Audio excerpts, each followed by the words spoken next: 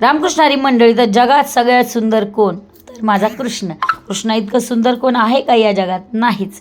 तर ना आम्ही गावाला जात होतो आणि गावाला जाताना मग माझ्या चुलत सासूबाईंना भूक लागली आणि आम्हाला जायला खूप उशीर होणार होता. मग एका हॉटेलवर थांबलो तर तिथंही कान्हाजीची मूर्ती होती. तिथं मला व्हिडिओ काढण्याचा मोह आवरला नाही. एकदा काय झालं माहिती आहे का, गावाला जाताना असं कोण नाही कोण भेटतं, तशीच ही गोड फॅमिली मला काल भेटली आणि त्यांनी मला ओळखलं आणि माझ्यासोबत फोटो आणि व्हिडिओ घेतला तो. आणि त्यांच्यातला एक ताईचा बड्डे होता, मी त्यांना विषयही केलं आणि खरं मला खूप आनंद होतो बरं का. तुमच्यासारखी लोकं भेटल्यावर मला आवर्जून बोलतात. रात्री 2:30 वाजता आम्ही पोचलो. आणि दुसरं सांगायचं म्हटलं ना, एकदा काय झालं, असंच आम्ही पेट्रोल पंपावर पेट्रोल भरत होतो आणि 2 माणसं माझ्याकडे बघून लागत राहत होती खिडकीतून त्यांच्या गाडीत बसून. आता मी शिवीत देणारच होते जवळ जाऊन, तेवढ्यात त्यांनी म्हटले, ताई आम्ही तुमचे व्हिडिओ बघतो.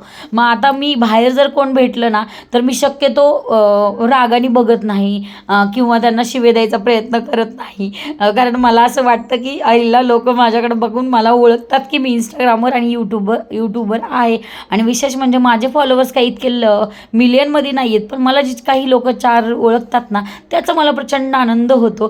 तर चला, तर तुम्ही असेच मला सपोर्ट करत राहावा आणि प्रेम देत राहा, भेटल्यावर बोलत जावा.